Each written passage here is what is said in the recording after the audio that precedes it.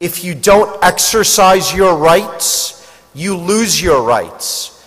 And I am not going to let my little daughters carry heavier backpacks to school and be treated as second-class citizens. Inshallah, that will never happen. And it's not the right thing.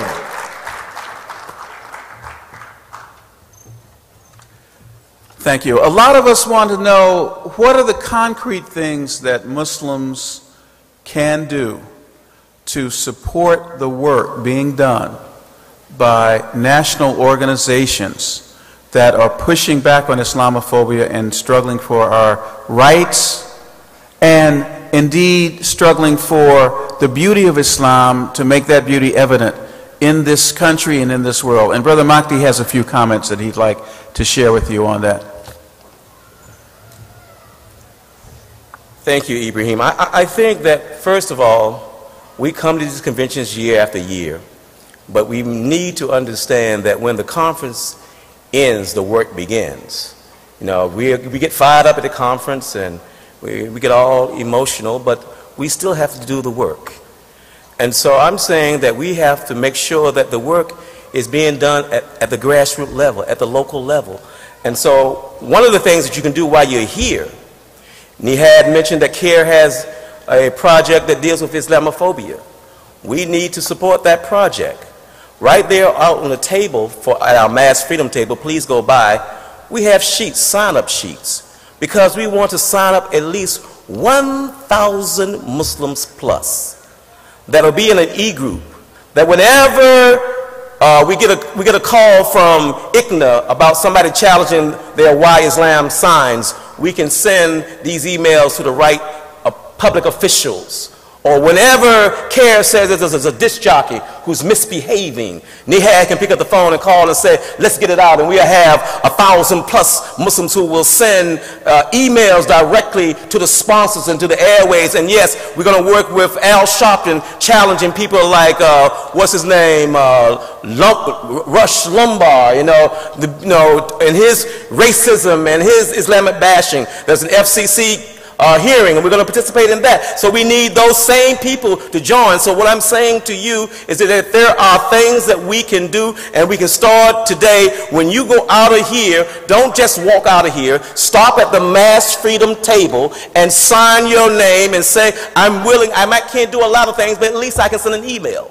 I can send an email to a congressman. I can send an email to a radio station. I can send an email to a newspaper. I can do that. We call it a rapid action response. Be part of this rapid action team that we will use in concert, not only with Mass Freedom, but with CARE, with ICNA, with any of the other organizations who are all working together, because we're in this together. So I'm telling you, please do not leave here without going to the table and signing your name as part of an activist team that will at least send an email. Young people, if you can Twitter all day, you can help us send some emails out there. So we want you to do that. Please make sure you sign up. Don't do that. And by the way, we have an old saying, freedom ain't free. There's a donation box. You can check that out too. Thank you so much.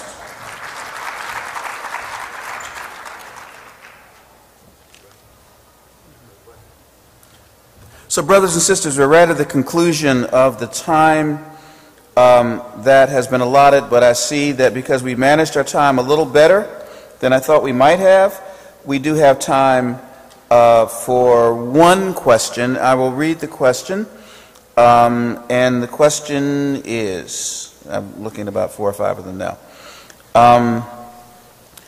Are there any politicians that have really stood against Islamophobia? And I think Brother Sharif mentioned Mayor Michael Bloomberg of the city of New York, and Borough President Scott Stringer of Manhattan, and Congressman Anthony Weiner, also a New York City congressman. But Sharif or Mahdi, are there any others that we might want to point out? Nihad, are there any other political figures that we can really celebrate and really thank now for having stood with Muslims in this time?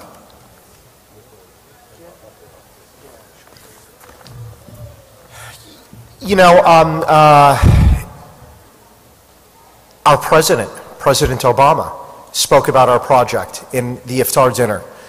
Hillary Clinton has stood up for our project, has stood up for us.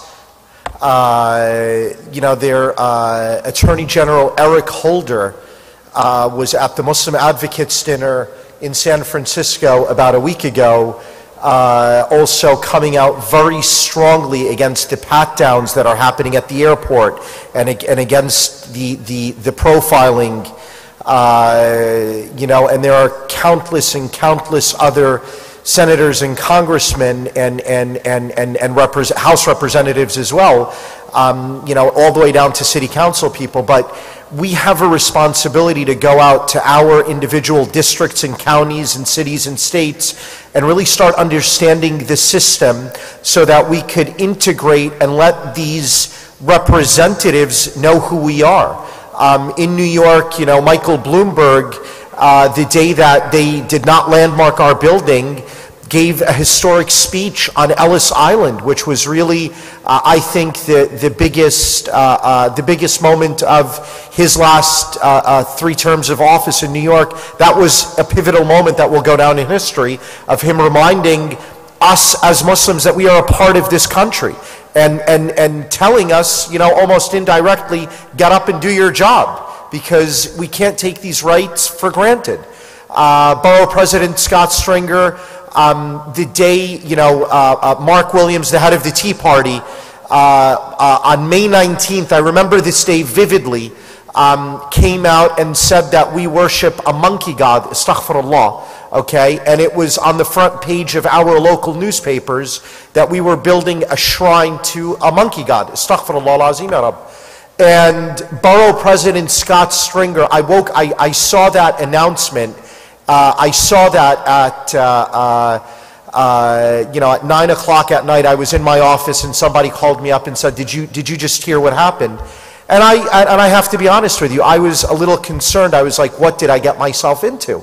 You know, and then that morning when I woke up, Borough President Scott Stringer called us up and said, listen, I want to do an emergency press conference in front of your property, and this was on the 20th, to let New York and the world know that we are 100% behind this project. You guys probably didn't even know about this, but there was an emergency press conference that Scott Stringer did.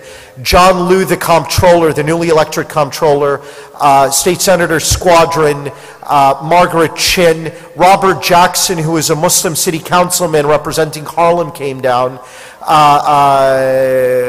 and there was a couple more, but an incredible response, and this is part of the planning and integrating and knowing who your elected officials are. I know Brother Nihad is also going to say a word. Thank you. Assalamu alaikum. In conclusion, are you ready to do something? I'm going to follow Mahdi's style. Are you ready to do something? Okay. I'll turn the question back to you. You asked, who are the politicians who stood by the Muslim community? I ask you back, where do your representatives stand on the Muslim issues? Do you ask them? Go and meet with them and ask them to take a stand to support you and your community. They ask for your votes and for your money, but do you ask something back from them? Ask them to do something for you, for the community, for this nation, to stand up for justice. If you don't ask, they will not do it. So you should do that. Next time when we come here and we discuss where the controversies led us, you should tell us that my representative, my senator, my congressman, my city council, my state senator did something, said something that we are all proud of. And that is the result of your activism, your contribution, your voting, your relations with them. So brothers and sisters, we would like to change this around. Your involvement should be a reflection of the strength of the Muslim community, inshallah. The second thing is, Peter King, Representative Peter King, Republican from New York, has been appointed to be the chairman on Homeland Security. He promised to conduct hearings about the Muslim community, about Islam in America, whether the Muslim community is cooperating with law enforcement or not. Peter King has said numerous times that there are too many mosques in America. Peter King has said that 85% of mosques in America are led by extremists. This is the worldview he has about Islam and Muslims, and you can predict what kind of hearings he will have about Islam and Muslims. We do not want these hearings to become a witch hunt and renewed McCarthyism in America. That can be stopped when you speak up, when you're active, when you communicate with the members, the other members on the committee, and say, we do not want these hearings to become the new McCarthy era in America. Injustice is over, and we will not allow it to be repeated. Your involvement is important. In the next few weeks, probably, hopefully by the middle of January, he promised that he will start conducting these hearings. You should speak up and you should communicate with your members of Congress. And finally, challenging Islamophobia is in the works. We would like you to be part of the solution. Pick up these pocket guides from our booth, and if you want to be in the educational business or promote education and informing the public about Islam, give him a gift, the gift of knowledge, to read and touch and know the Quran. Sponsor a copy of the Quran, because our strategic target is 1 million copies of the Quran to the public, and 100,000, the first 100,000 copies are for the key influencers, policymakers. So be part, inshallah, of the solution. Jazakumullah khair. Thank you.